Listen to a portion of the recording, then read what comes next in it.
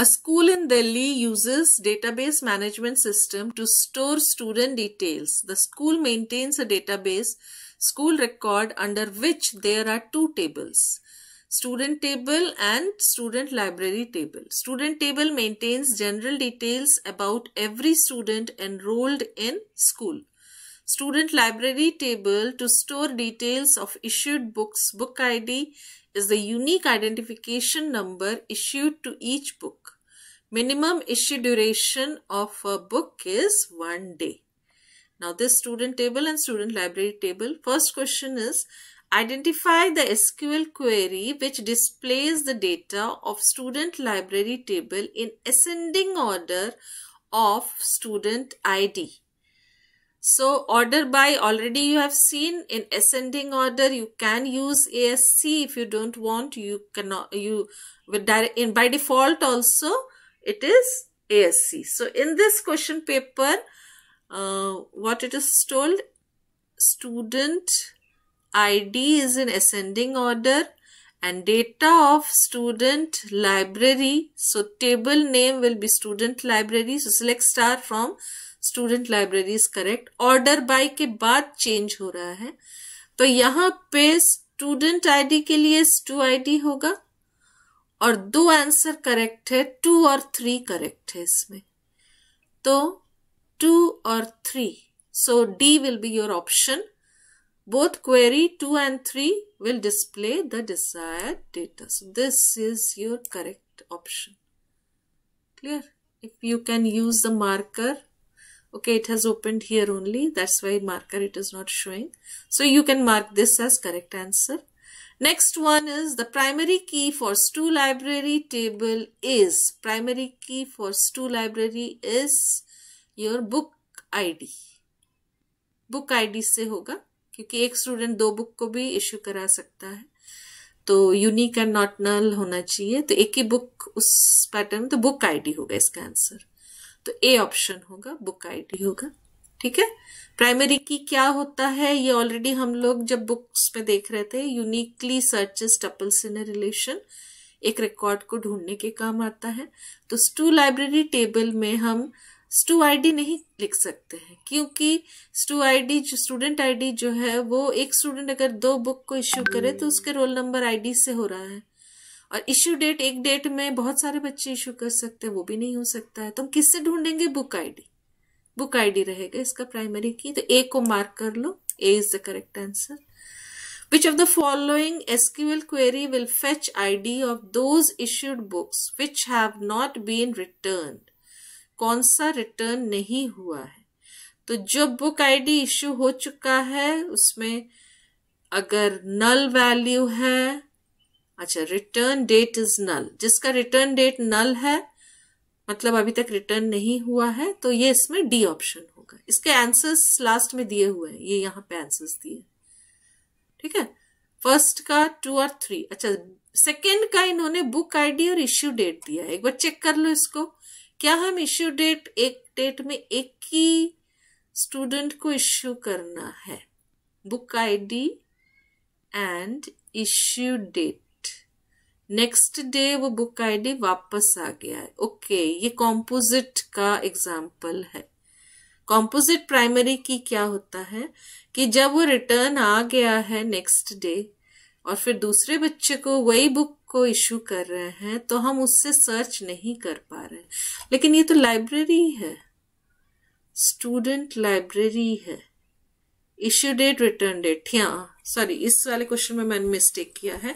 यहाँ पे composite primary की यूज हो रहा है. एक कॉलम नहीं, 2 कॉलम का कॉम्बिनेशन. जो मैंने समझाया था कि 12th आईपी में 12th ए का रोल नंबर 1, 12th सी का रोल नंबर 1, 12th डी का roll number 1. Suppose they have opted for IP.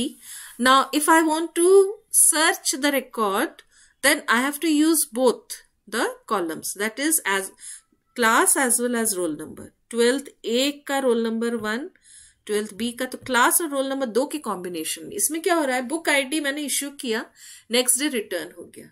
next day मैंने किसी और student को issue किया, या सेम स्टूडेंट को इश्यू किया फिर वो रिटर्न हो गया। तो इसमें इश्यू डेट और बुक आईडी का जो कॉम्बिनेशन रहेगा उसको हम प्राइमरी की बनाएंगे, उसको हम कॉम्पोजिट प्राइमरी की बोलते हैं। लेकिन जो पहला टेबल है स्टूडेंट टेबल, उसमें स्टूडेंट आईडी ही खाली अकेले प्राइमरी की बनेगा। ठीक है, तो इसको पहले हम लोग जब प्राइमरी की और कॉम्पोजिट प्राइमरी की को अच्छे से समझ लेंगे तब इस क्वेश्चन को ये सीबीएसई का जो शेयर किया हुआ क्वेश्चन पेपर वो है, तो इसीलिए इसमें एक आध क्वेश्चंस थोड़ा हायर ऑर्डर थिंकिंग के भी होंगे। तो इसके बी वाले में हम स्टूडेंट आईडी और इश्यू डेट सी को करेंगे मार्क। ठीक है, चलो नेक्स्ट क्वेश्चन, रिटर्न डेट ये सही है, हमने यहाँ पे देख लिया आंसर में, return date is null. Next question, the alternate key for student table will be. Alternate key किसको बोलते हैं? जो कैंडिडेट की जो प्राइमरी की नहीं बन सके। तो स्टूडेंट आईडी जो है वो प्राइमरी की है, और बाकी किसमें unique and not null value होता है? नाम हो सकता है रिपीट हो जाए, कॉन्टैक्ट नंबर हो सकता है रिपीट हो जाए, लेकिन स्टूडेंट का आधार नंबर हमेशा यूनिक रहता है, क्लास भी रिपीट हो सकता है। तो हम इसमें सी ऑप्शन लगाएंगे कि आधार नंबर जो है स्टूडेंट का वो ऑल्टरनेट की है जिसमें unique and not null values होते हैं। हाँ, हमने यहाँ पे स्टूडेंट आईडी जो पहला कॉलम है स्टूडेंट आईडी, इससे हम सर्च कर रहे हैं। इसके अलावा हम आधार नंबर से भी कर सकते थे, लेकिन हमने नहीं किया तो इसलिए वो ऑल्टरनेट की होगी। ठीक है, चलो नेक्स्ट क्वेश्चन क्या है, विच ऑफ द फॉलोइंग एसक्यूएल। हाँ बोलो मैम, कॉन्टैक्ट नंबर भी तो हो सकता है ऑल्टरनेट। अगर एक घर के दो ट्विंस या ट्रिपलेट्स बहुत सारे क्लास में होते हैं कि एक ही घर के ट्विंस, ट्रिपलेट्स, सिबलिंग्स, कभी कभी जैसे हाँ, तो इसलिए कॉन्टैक्ट नंबर भी नहीं लिखेंगे। Next question is which of the following SQL query will display dates on which number of issued books is greater than 5। तो जहां पे ग्रेटर देन 5 इश्यूड बुक्स, अच्छा तो इसमें ग्रुप बाय करके हम इश्यू डेट से ग्रुप बाय करेंगे और उसके बाद हम चेक करेंगे कि जिसका ग्रेटर देन 5 है। कैपिटल में भी लिख सकते हो, स्मॉल में भी लिख सकते हो, कोई प्रॉब्लम नहीं है। अब इसमें चारों ऑप्शंस में हमको क्या देखना है, इश्यू डेट जो होता है वो होना चाहिए। तो रिटर्न डेट को तो हटा देंगे, तो बी और डी हमारा कैंसिल हो जाएगा। अब ए और सी में क्या डिफरेंस है देख लो थोड़ा ध्यान से। इन्होंने काउंट को कैपिटल में लिखा है, एसक्यूएल में तो हम लिख सकते हैं, इन्होंने ए को नहीं दिया, सी का आंसर लिखा है। और कोई काउंट के अलावा देखो तो और कोई डिफरेंस है दोनों में? वेयर और हैविंग दिया हुआ है ना, ए में वेयर है और सी में हैविंग। ओके, हाँ गलत है, हाँ तो ये ए गलत हो जाएगा। ग्रुप बाय के साथ हमेशा हैविंग होता है। ठीक है, तो ग्रुप बाय के साथ हमेशा हैविंग होता है, तो इसलिए सी ऑप्शन गुड। आगे समझ में, तो ये केस स्टडी अभी जो क्वेश्चन पेपर फ्रेम हो रहा है जनवरी के लिए या टर्म 2 के लिए, उसमें ये केस बेस्ड क्वेश्चन है। नेक्स्ट क्वेश्चन भी सॉल्व कर लेते हैं। Tejasvi Sethi, a car dealer, has stored the details of all cars in her showroom in a table called Car Market. The table Car Market has attributes car code, which is primary key, car name, company, color, cost in lakh rupees of the car, and DOM, which is the date of manufacture of the car. Answer any 4 questions based on the table Car Market from the below mentioned question. ये table दिया हुआ है, हम लोग answer लिखेंगे। Display the car name along with the charges rounded off to 1 digit after decimal place. तो इसमें round function use होगा। 1 डिजिट आफ्टर डेसिमल है तो कॉमा 1 होगा, कॉस्ट कॉमा 1 होगा। ठीक है, अब इसके आंसर्स को देख लेते हैं। कॉस्ट कॉमा 1 एक ही जगह है, तो डी ऑप्शन सही है इसमें। Select car name round of cost comma 1। ठीक है, अगर डेसिमल के बाद होता है तो इसमें प्लस में लिखते हैं। अगर 1 डिजिट रखना है डेसिमल के बाद तो 1 लिखेंगे, 2 डिजिट रखना है 2 लिखेंगे, और डेसिमल के पहले राउंड ऑफ करना है तो उसमें माइनस आता है। नॉर्मली माइनस वाला शायद पूछेंगे नहीं, फिर भी हम लोग देख लेंगे। Next question, Display the car name, color and position of the character E in the color of all the cars. ठीक है, ऑल द कार्स में पोजीशन निकालना है. पोजीशन के लिए हम क्या निकालते हैं, इन स्ट्रिंग यूज करते हैं हमेशा. सब स्ट्रिंग क्या करता है, एक्सट्रैक्ट करता है सब एक पार्ट ऑफ स्ट्रिंग, और इन स्ट्रिंग उसका पोजीशन बताता है. तो इस क्वेश्चन में हमारा बी ऑप्शन सही होगा क्योंकि इन स्ट्रिंग लिखा हुआ है, ई का पोजीशन बता रहा है. तो हम बी ऑप्शन को इसमें मार्क करेंगे. ठीक है, मैं ये सारे फंक्शंस का जो पिछले क्लास का जो रिकॉर्डिंग था उसको मैं शेयर कर दूंगी. सारे functions, string functions, numeric function, math functions, फिर डेट फंक्शंस अलग अलग, और एक दिन हम लोग क्लास में भी इसको रिवीजन कर लेंगे. नेक्स्ट, आज खाली सीबीएसई का पेपर क्या किस पैटर्न में हमको प्रिपरेशन करना है, कैसे केस बेस्ड क्वेश्चन आएंगे, खाली वो मैं दिखा दे रही हूँ. तो सीबीएसई ने ये पेपर ऑलरेडी शेयर किया हुआ है, सीबीएसई के साइट में जाके अभी हमने डाउनलोड किया है. Next is display the car name, name of the company in lower case. Lower case के लिए हम एल केस यूज कर सकते हैं. Whose year of date of manufacture is 2020. तो ईयर ब्रैकेट में DOM इक्वल्स टू 2020 होगा. तो इसका आंसर्स देख लेते हैं हम लोग. आंसर्स में ऑफ करके नहीं लिखा जाता है कभी भी, खाली कॉलम का नाम लिखते हैं और ब्रैकेट के अंदर कॉलम का नाम लिखेंगे और बाहर फंक्शन लिखेंगे. तो बाहर खाली ईयर होगा और ब्रैकेट में कॉलम का नाम इक्वल्स टू 2020. ए सही है, यहाँ ईयर ऑफ बी गलत है.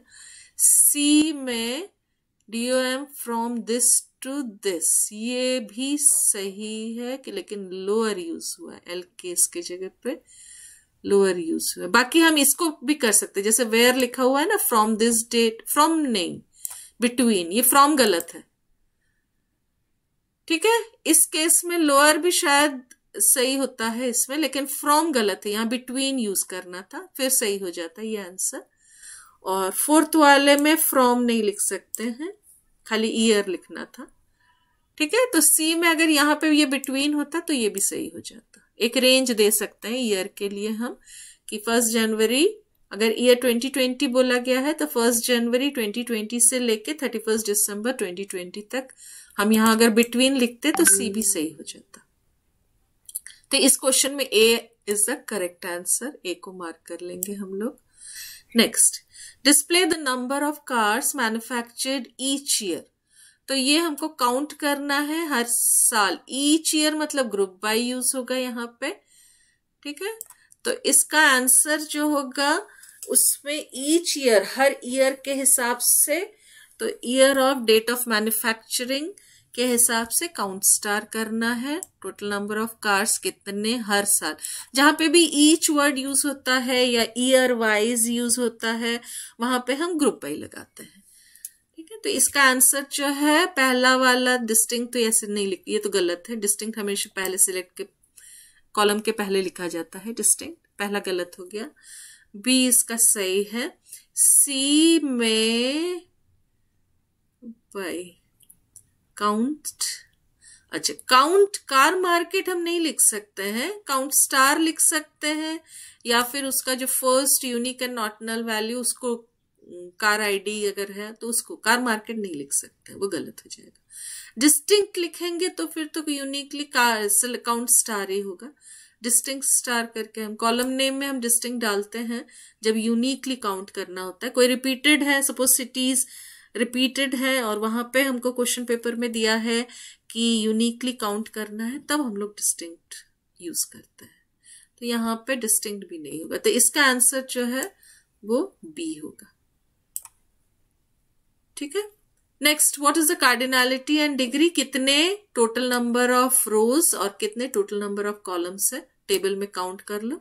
तो लेट्स सी द टेबल. कितने हैं कॉलम्स, 1 2 3 4 5 6 कॉलम है, तो डिग्री 6 हो जाएगा. रोज पहले वाले इसको कभी काउंट नहीं करते, इसको फील्ड नेम बोला जाता है, खाली रिकॉर्ड्स को काउंट किया जाता है. तो यहाँ 1 से लेके 7 रिकॉर्ड्स है टोटल, तो 7 उसका कार्डिनलिटी हो जाएगा.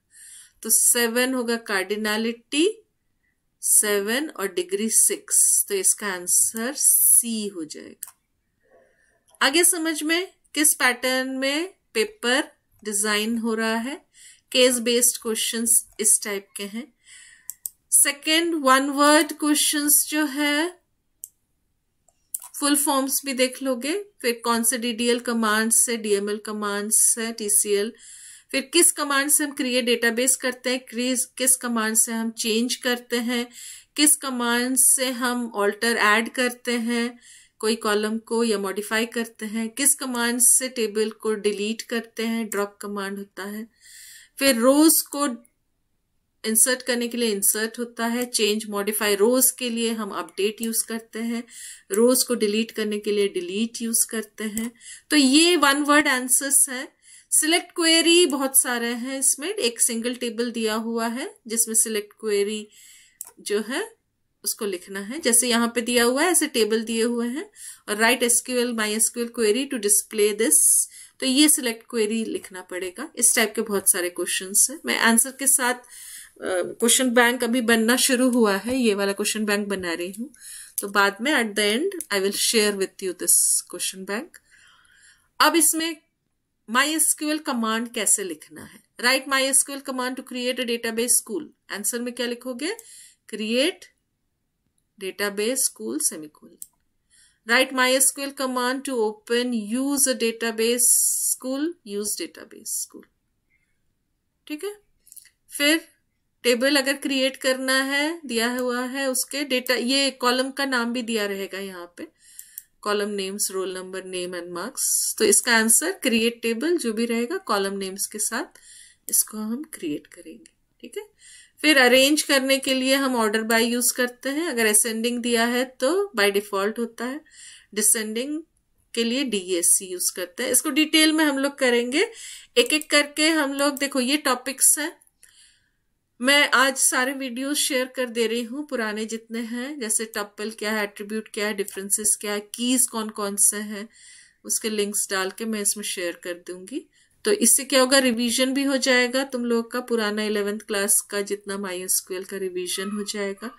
प्लस इसके बाद जो न्यू टॉपिक्स है, group by, having, order by, functions, सारे फंक्शंस, स्टेट फंक्शंस, इसका कुछ कुछ है वीडियोस मैं डाल दूंगी यहाँ पे, और कुछ कुछ जो नहीं है उसको हम लोग क्लास में कर लेंगे। ठीक है। So this is your complete syllabus. ये CBSE का दिया हुआ जो सिलेबस है ये है। इसका एक एक टॉपिक हमको इन डेप्थ करना है। NCERT बुक ऑलरेडी मैंने शेयर किया है जिससे हम लोग करेंगे। तो अब हम लोग नेक्स्ट टॉपिक इसका शुरू करते हैं। नेक्स्ट टॉपिक क्या है, डेटा टाइप्स। डेटा टाइप्स को इसका ऑपरेटर वाला वीडियो में डाल दूंगी, फिर डिफरेंसेस जितने हैं ये डाल दूंगी। चलो डेटा टाइप थोड़ा देख लेते हैं। Data types of SQL, just like any other programming languages, the facility of defining datas available in SQL, data of various types is available in SQL also. Following are the most common data types of SQL. SQL में हम int use करेंगे, integer use करेंगे। ये actually SQL जो पिछला पहले करते थे वो वाले नोट्स यहाँ पे पेस्ट हुआ है। कैर करेंगे, वैर कैर करेंगे, डेट, सारे डेट के करेंगे। ठीक है। तो अब हम लोग एक एक करके देख लेते हैं कि कैर और वैर कैर में क्या डिफरेंस है। देन इंटीजर्स में खाली इंटीजर्स डाल सकते हैं हम लोग, डेसिमल होता है इसमें, इसको अभी मत देखो, इसको भी मत देखो, इसका